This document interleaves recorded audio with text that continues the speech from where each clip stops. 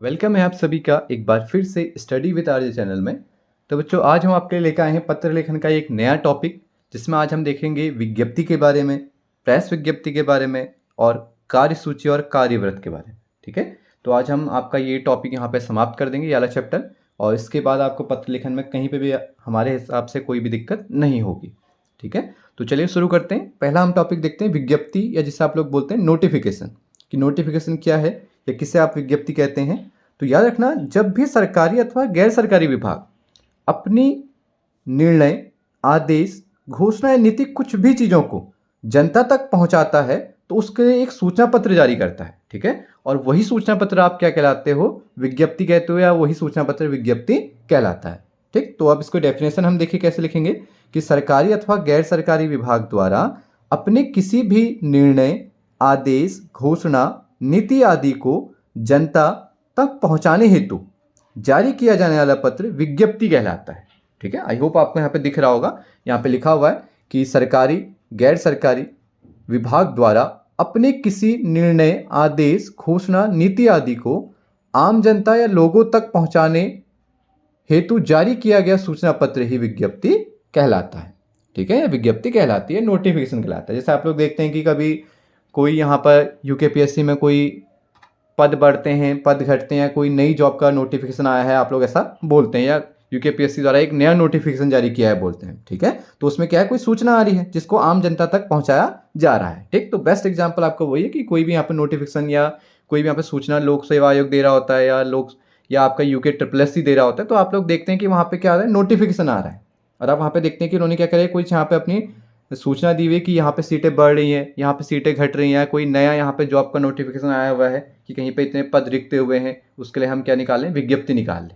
ठीक है, तो वहाँ पे वो चीज़ क्या होती है, आपकी विज्ञप्ति होती है। अब देखते हैं थोड़ा इसका प्रारूप कैसा है या नमूना कैसा है, कैसे विज्ञप्ति लिखी जाती है। तो याद रखना, जो विज्ञप्ति लिखी जाती है, सबसे ऊपर पहले लिखा होगा विज्ञप्ति, उसके बाद विज्ञप्ति जारीकर्ता का पता कि कहाँ से विज्ञप्ति जारी हो रही है। जैसे यूकेपीएससी से हो रही है तो ऊपर देखेंगे विज्ञप्ति लिखा होगा, जस्ट उसके नीचे यूकेपीएससी लिखा होगा। ठीक, और उसके नीचे उनका एड्रेस लिखा होगा, और फिर यहाँ साइड में आप देखेंगे, लेफ्ट साइड में आपको दिखा हुआ मिलेगा क्रमांक संख्या। ठीक है, लेफ्ट साइड में आप देखेंगे क्रमांक संख्या, और अगर राइट साइड में जाएंगे तो आपको राइट साइड में मिलेगी यहाँ पर डेट। ठीक है, तो यहाँ पर डेट पड़ी रहती है और लेफ्ट साइड में आपको क्रमांक संख्या दिखती है, और उसके बाद बीच में आपका पूरा क्या लिखा होता है, मैटर लिखा होता है। जैसे कोई भी एडमिट कार्ड के लिए जारी होता है तो बीच में लिखा होगा कि इस परीक्षा का आपका एडमिट कार्ड इस तिथि से जारी किया जाएगा। ठीक है, तो वो चीज़ कहाँ पर लिखी रहेगी, यहाँ सेंटर वाली उस पर लिखी रहेगी। और लास्ट में आप देखेंगे यहाँ पर हस्ताक्षर हुए रहते हैं, और नीचे पद नाम और कार्यालय पता लिखा होता है। और ये किसका होता है, जो विज्ञप्ति जारी कर रहा है। ठीक है, तो जारीकर्ता के वहाँ पर हस्ताक्षर होंगे, पदनाम होंगे और कार्यालय का पता होगा। तो आई होप आपका यहाँ पे विज्ञप्ति क्लियर हो गया होगा। अगला देखते हैं हम प्रेस विज्ञप्ति। ठीक है, प्रेस विज्ञप्ति ऐसे कोई नई चीज़ नहीं है। जब ये ऊपर की विज्ञप्ति को ही कोई मीडिया द्वारा, जैसे टीवी द्वारा हो गया, आपका न्यूज़पेपर के माध्यम से लोगों तक पहुंचाया जा रहा है, तो वही चीज़ क्या कहलाएगी, आपकी प्रेस विज्ञप्ति कहलाएगी। अब एक चीज़ याद रखना, जो प्रेस विज्ञप्ति है ये यथावत रहती है। ऐसा नहीं कि प्रेस मीडिया वाले उसमें कुछ अन्य चीज़ अपने हिसाब से जोड़कर आगे बढ़ा देंगे। ठीक है, जैसा उनको ऊपर से आदेश दिया होगा, जैसा उनको ऊपर से लेटर मिला होगा, वो उसी को क्या करेंगे, आगे बढ़ाएंगे, अपने मन से उसमें कुछ भी चीज़ नहीं जोड़ेंगे। तो इसी का मतलब है कि प्रेस विज्ञप्ति क्या रहेगी, यथावत रहेगी, उसमें कोई भी चेंज वगैरह नहीं होगा। आगे बच्चों हम देखते हैं एक मोस्ट इंपॉर्टेंट टॉपिक, कार्य सूची, या जिसको आप लोग बोलते हैं एजेंडा। तो देखिए बच्चों, कार्य सूची क्या है, इसको हम लोग देखते हैं। देखिए, कार्य सूची मीन्स हम कह सकते हैं किसी सभा की बैठक से पूर्व उसकी रूपरेखा तैयार करना। ठीक है, जैसे कोई कहीं पर कोई मीटिंग हो रही है तो मीटिंग से पूर्व पहले उसमें देखना क्या क्या मुद्दे हैं, किस किस मुद्दों पर वहाँ पर चर्चा होनी है, क्या उसमें हमने कल टिप्पणी करनी है। ठीक है, या किस विषय पर वहाँ पे चर्चा होनी है, विषय वगैरह सब पहले से डिसाइड करना ही क्या है, आपका कार्य सूची है, जिसे आप लोग बोलते हैं एजेंडा। यानी सिंपल भाषा में कहें तो किसी सभा की बैठक से पूर्व उसकी रूपरेखा तय करना कि कैसे यहाँ पे वो बैठक कराई जाएगी, किस मुद्दे पर कराई जाएगी, क्या वहाँ पे हमने चीज़ें उठानी है। ठीक है, या किस किस बातों पर हम डिस्कशन करना है, तो वो सब चीज़ क्या कहलाएगी, एक रूपरेखा तैयार करना, वही क्या है, आपका कार्य सूची है, एजेंडा है। जैसे एग्जाम्पल से हम देखें, अभी उत्तराखंड में G20 की मीटिंग हो रही है, तो आपको पता है पहली जो मीटिंग है G20 की उत्तराखंड में, वो आपकी है chief science advisor round table की।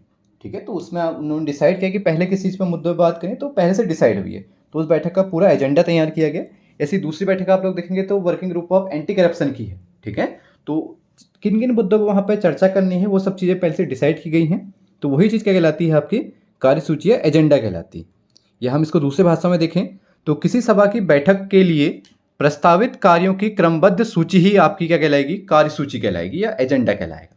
अगर आपको इसको किताबी डेफिनेशन देखें तो किताबी डेफिनेशन में आप ऐसा कह सकते हैं कि किसी भी सभा की बैठक के लिए प्रस्तावित कार्यों की क्रमबद्ध सूची ही क्या है, कार्यसूची है। देखिए अदर इसकी डेफिनेशन क्या हो सकती है कि बैठक आयोजित होने से पूर्व, यानी जो बैठक हो रही है, जैसे G20 की बैठक हो रही है, तो बैठक आयोजित होने से पूर्व बैठक में भाग लेने वाले सदस्यों को बैठक में की जाने वाली चर्चा कि जैसे मैंने आपको बोला कि अभी मैंने बोला कि chief science advisor round table की पहली बैठक होनी है रामनगर में, तो पहली बैठक में जो चर्चा होनी है उसके विषय मुद्दों का विवरण ही क्या कहलाता है, कार्यसूची कहलाता है। यानी उन्हें विवरण दे दिया गया है किस मुद्दों पर चर्चा होनी है, तो वही चीज़ क्या है, आपकी कार्यसूची है।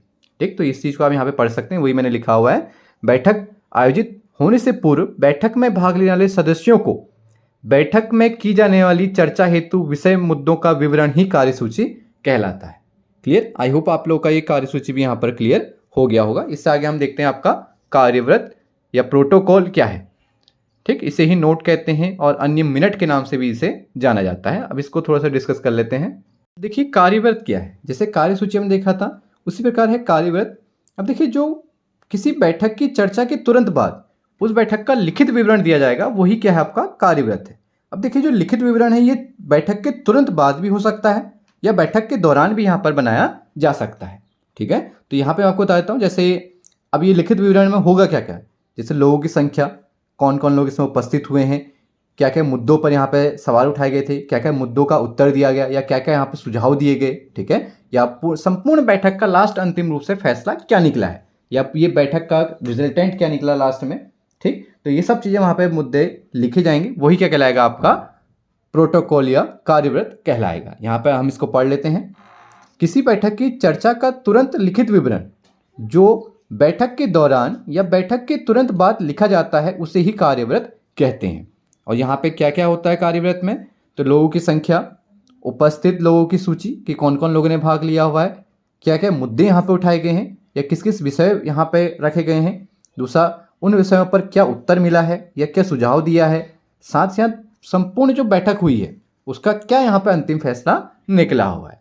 ठीक, तो आई होप आपका यहाँ पर कार्यव्रत कार्यसूची कंप्लीट हो गया है और आज का लेक्चर यहीं समाप्त करते हैं। Thank you so much. मिलेंगे एक नए लेक्चर के साथ। लाइक करें, शेयर करें और सब्सक्राइब करें।